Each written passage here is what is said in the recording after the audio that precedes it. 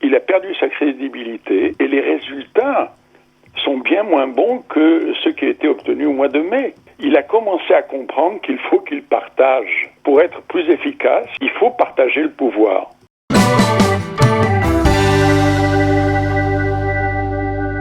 Docteur Yochanan Manor, bonjour, Boker Tov.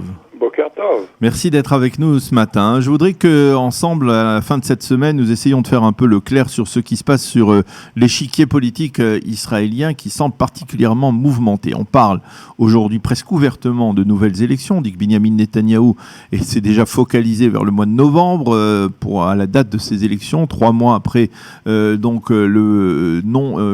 rejet d'un budget de l'État qui devrait être voté d'ici le 25 août prochain. Et s'il n'est pas voté comme la loi le stipule, eh bien, il y aura des élections automatiquement dans les 3 mois.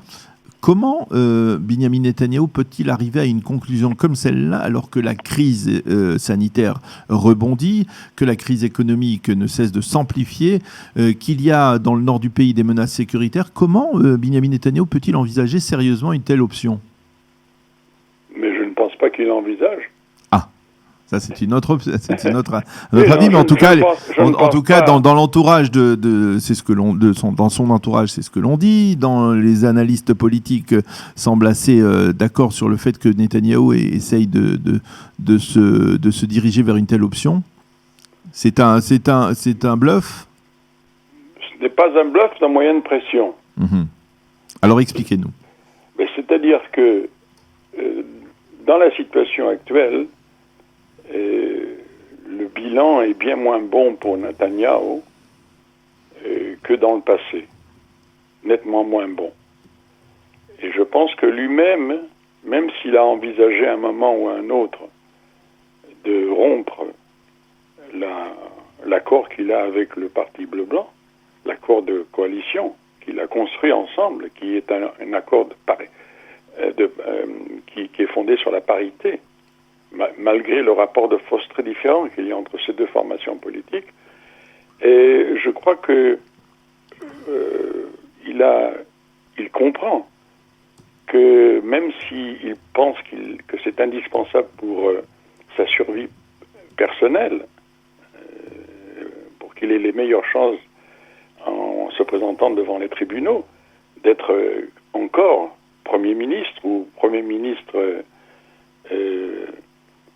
avec le statut de Premier ministre, même s'il n'est pas... Donc, je crois que ce calcul-là est de moins... Il a l'esprit, tout le monde le sait, et son entourage l'utilise pour faire pression. Mais le bilan général est tellement mauvais qu'il perd son emprise à la fois sur son parti, à la fois sur son bloc. Il n'a plus de bloc qu'il avait auparavant, même si les sondages montrent encore que la majorité qu'il avait avant est encore, elle existe dans le public, elle peut produire une majorité. Mais il a perdu sa crédibilité, il a perdu le bloc sur lequel était fondé sur ça, et les résultats sont bien moins bons que ceux qui étaient obtenus au mois de mai, lorsque l'épidémie avait été stoppée. Donc, sans parler des problèmes économiques qui ont surgi avec une force incroyable après, avec toutes les pressions des différents groupes de pression, bon, et les mesures qui ont été prises donnent l'impression au public que ce n'est plus le même. Bien que, je voudrais dire à sa décharge, que la situation est très mouvante. Les décisions à prendre sont complexes. Je pense que son erreur, c'est de tout fonder sur lui. Et il a commencé à comprendre qu'il faut qu'il partage. Pour être plus efficace, il faut partager le pouvoir. Ou il faut le gérer ensemble. Et je pense qu'il est arrivé à cette conclusion. Donc le bilan est pas bon. C'est pas question de faire des élections maintenant. La question du budget dont vous parlez, c'est vrai qu'il y a une disposition que après qu'une Knesset ait été votée, si au bout d'un certain temps, je crois que c'est dans les 6 mois, il n'y a pas eu de budget, alors, bon, mais il peut y avoir report, la Knesset peut décider de reporter ça, C'est dans les 3 mois, je pense, après la formation du gouvernement. Oui, vous avez peut-être raison. Je n'ai pas ça en tête, c'est possible. Mais c'est pas aussi automatique que ça. C'est une disposition, effectivement, mais... ça peut être amendé par la Knesset. Oui, elle peut être amendée, mais c'est vrai que c'est une date butoir. Et il peut... Alors, ce qu'il y a, c'est que dans l'imbroglio qui s'est formé, je ne pense pas que Netanyahou envisage maintenant de nouvelles élections. Il me semble qu'à un cas, il s'engage plutôt dans une voie, malgré tous les problèmes que ça pose, de continuer avec cette coalition, d'autant qu'il y a au sein de son parti de plus en plus de voix discordantes. Parce que il y a des gens qui s'interrogent sur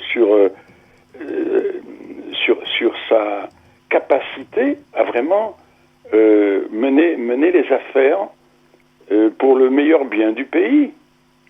Qu'est-ce qui s'est passé, Yochanan, entre le Binyamin Netanyahou qui semblait plein d'assurance au début de la crise, lorsqu'il nous faisait ses briefings avec ses conseils sur le plan sanitaire, et le Binyamin Netanyahou que l'on a vu ces dernières semaines?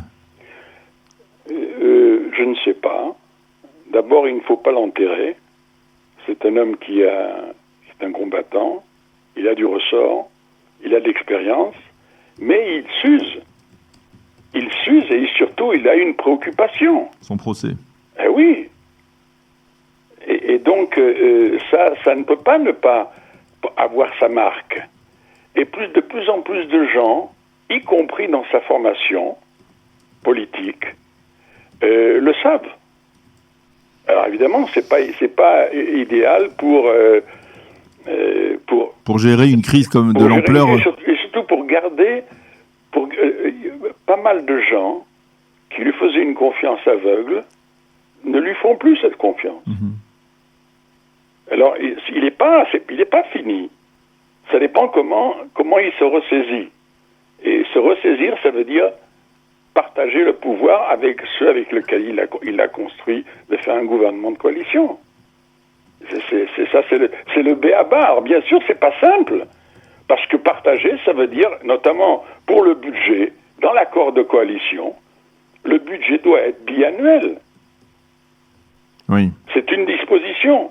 Et c'est très important cet élément-là, parce que ça peut avoir des conséquences s'il fait une crise sur la question du budget. C'est pas évident que lui sera le Premier ministre intérimaire. Parce que dans l'accord de coalition, il est dit que celui qui cause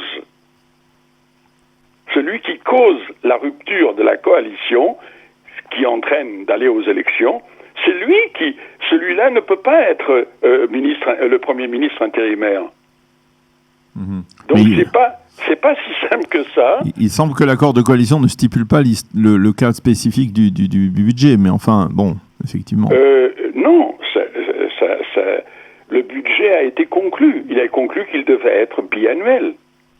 Ça, c'est dans l'accord de coalition. Autrement dit, ceux qui exigent que ça soit qu'annuel et qui là-dessus pourraient provoquer une crise et donc de nouvelles élections, celui-là ne pourrait pas être Premier ministre intérimaire. Mais vous dites que, par exemple, Netanyahou doit se ressaisir, partager le pouvoir. Je vous donne un exemple, pas plus tard qu'hier soir. C'est lui qui a présenté le nouveau coordinateur national de l'action de la lutte contre le coronavirus. On n'a pas vu Benny Gantz dans les parages. Oui, vous avez raison. Il continue, il veut être au centre de la scène politique, évidemment. Mais si vous avez remarqué, il y a quelque chose de très intéressant dans cette conférence de presse. Qui est celui qui a le plus parlé et qui est celui qui a créé un autre état d'esprit? C'est pas le Gamzou. ministre. Oui, c'est pas le ministre de la Santé, c'est pas le Premier ministre, celui qui a donné le ton et celui qui a ouvert des perspectives et celui qui a donné une crédibilité nouvelle auprès du public, qui l'a appelé à s'engager, à l'aider c'est Gamzou. C'est très intéressant de ce point de vue-là. Ça veut dire, vous pensez par exemple que Gamzo, ça peut être la bouée de sauvetage de ce gouvernement qui a tâtonné pendant ces dernières semaines et que celui-ci peut peut-être donner une ligne directrice à la lutte contre le coronavirus, au moins sur le plan sanitaire? Non, je ne pense pas, et moi je ne suis pas devin, mais ce que je sais, que c'est cette personnalité-là, elle s'est centrée sur l'essentiel. Elle a montré quelles étaient ses missions et qu'il avait les moyens de le faire. Mm-hmm. Et les missions, ce qui est vital, c'est de sauver la santé des Israéliens. Mm-hmm. Et de sortir, et en attention, lui aussi, ce Gamzo, est très conscient qu'un confinement général serait extrêmement préjudiciable à l'économie, qu'il faut éviter ça à tout prix. Donc il faut faire autrement. Donc il faut faire bien mieux sur tous les autres fronts qui permettent de réduire le rythme et de maîtriser le rythme de développement de cette épidémie, de ce nouvelle vague d'épidémie en Israël. Et il a précisé quels étaient les 3 domaines dans lesquels il allait agir et qu'il avait les moyens pour cela. Je pense que voilà un professionnel qui se livre corps et âme dans un combat clair que tout le monde peut comprendre, tout en étant conscient que ce n'est pas possible de malmener encore une fois de façon dramatique l'économie du pays. Mm-hmm. Et je pense que c'est intéressant que c'est lui qui a donné le ton. Autrement dit, même si effectivement... Même si la nomination de ce coordinateur, elle a pris 2 semaines, que jusqu'à avant-hier, on pensait que c'était encore le professeur Barabash, et que d'un coup, on a vu le nom de... Mais c'est pas par hasard que ça a pris 2 semaines, comme vous savez, parce que, disons qu'il y a eu d'autres propositions, et que ces personnes qui ont été sollicitées, qui ont de l'expérience, avaient le sentiment qu'ils allaient être, non pas des sous-fifres, mais qu'ils allaient dépendre beaucoup d'autres personnes, ne pas avoir tous les pouvoirs nécessaires. Lui, il a une expérience, ce Gamzo. Vous savez que c'est lui qui a été nommé lorsque on a constaté dans les mois précédents que la crise de cette épidémie atteignait surtout les maisons de retraite, c'est lui qui a été nommé pour s'occuper de cela. Et c'est lui qui a donné à toutes les maisons de retraite la politique au jour le jour à mener pour réduire la mortalité dans les maisons de retraite et pour réduire... Et il a réussi. Et oui, ça a donné des effets remarquables. Jusqu'à maintenant, ça a donné des effets très sensibles. Bien sûr. Autrement dit, c'est intéressant. Donc il était pris. Et il a fait un bon travail. Okay. Maintenant, voilà. Alors, je voudrais revenir avec vous, Yochanan, sur ce qui s'est passé aussi cette semaine et qui est aussi préoccupant, parce que là aussi, vous dites que Netanyahou veut partager le pouvoir, mais on assiste... Il est obligé de partager le pouvoir. Oui, il est obligé, mais on assiste avant tout, dans les relations entre le parti bleu-blanc et le parti et le Likoud, à une sorte de bras de fer qui n'en finit pas. Il y a des projets de loi qui sont déposés par l'opposition, que ce soit l'opposition de droite, l'opposition de gauche, et qui sont légitimes, on va dire, de leur point de vue, qui provoquent des tensions au sein de la coalition, et on a le sentiment qu'il n'y a pas de discipline parlementaire. Vous qui êtes un spécialiste de sciences politiques, comment peut-on gérer un gouvernement lorsque la coalition n'est pas, elle est très hétéroclite, ça on peut l'accepter, mais qu'elle ne se soumet pas à une discipline claire, et que le président de la coalition, Miki Zohar, semble s'occuper de 36 millions de choses, pas de faire respecter cette discipline parlementaire? Alors, c'est la discipline, vous savez, c'est une... si vous exigez des choses impossibles, vous ne pouvez pas être respecté. Mm-hmm. Et il faut quand même être très réaliste, il faut être à l'écoute, et faire ce qui est raisonnable et indispensable, et pas plus.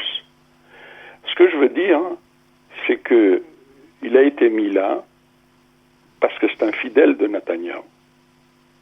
Mais c'est peut-être pas la personne la plus appropriée pour ça. Mm-hmm. Il y a d'ailleurs dans différents commentateurs qui ont murmuré ou exprimé clairement que c'est Gideon Sa'ar qui devrait être à ce poste-là. Oui.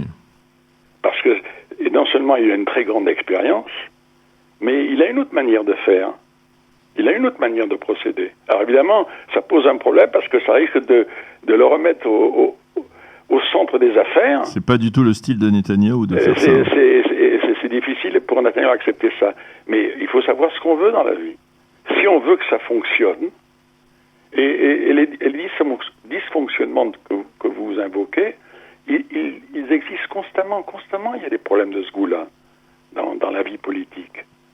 N'est-ce pas? Moi, ce qui me paraît le plus intéressant, c'est que les partis religieux qui ont été très affectés par le vote en première lecture de cette loi, ils en veulent plus à Netanyahou qu'à Gantz. Oui. C'est pour ça que vous dites que c'est intéressant votre approche de dire qu'aujourd'hui le bloc de droite, il n'existe que sur le papier, ce fameux bloc Netanyahou. Je n'irai pas jusqu'à dire cela, mais il s'est considérablement effrité, et surtout il y a plusieurs partis de cette coalition qui constatent que la coopération avec le parti bleu-blanc est bonne, qu'ils sont crédibles. Ça crée, c'est une autre perspective qui peut se dégager là. Alors il y a un dernier point dont je voudrais parler avec vous, c'est les derniers sondages qui ont été publiés hier soir sur les chaînes de télévision qui ont toutes la même tendance à un affaiblissement du Likoud, et c'est une raison de plus pour Netanyahou de ne pas vouloir aller vers des élections, mais aussi, et c'est probablement le plus intéressant, un renforcement très net du parti Yesh Atid de Lapid, d'opposition, et du parti Yamina de Naftali Bennett d'opposition, qui totalise entre les deux plus que le Likoud. Vous croyez en une possible, justement, si le bloc de droite n'est plus aussi solide qu'il ne l'était jusqu'à présent, à une alliance renouvelée entre ce que l'on appelait les deux frères, Yair Lapid et Naftali Bennett, pour essayer de contrer, on va dire, le gouvernement actuel? Moi, je crois plus à un rapprochement entre ce parti de Naftali Bennett et le Kahol Lavan. Ah. Oui. Qu'est-ce qui vous fait dire ça?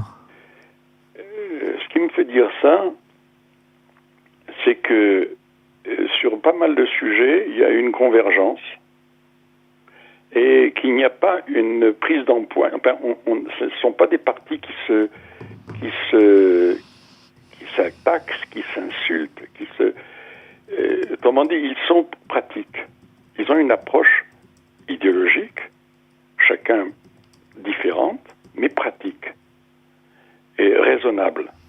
Et de ce point de vue-là, mais ça nous aide pas au niveau des calculs de coalition. C'est-à-dire si Naftali Bennett se rapproche de Bleu-Blanc, il est clair aujourd'hui dans la situation actuelle, le Bleu-Blanc ne pourra pas s'allier avec le parti C'est vrai, mais c'est pour dire que la coalition actuelle a toutes ses chances. Parce que si je vous dis cela, c'est pour essayer de se mettre à la place de Netanyahou. La seule alternative viable qu'il a, c'est celle-là. Donc, il va faire des efforts pour aller de l'avant. Et pour aller de l'avant, il faut qu'il fasse confiance à d'autres personnes, à l'autre parti, donc à Bleu-Blanc, et aussi à toutes sortes d'autres personnes, comme par exemple cette personne qui est maintenant en charge de coordonner tout le combat contre l'épidémie. C'est reconnaître la réalité et essayer de s'y adapter. Et Netanyahou est bien connu pour cette capacité-là.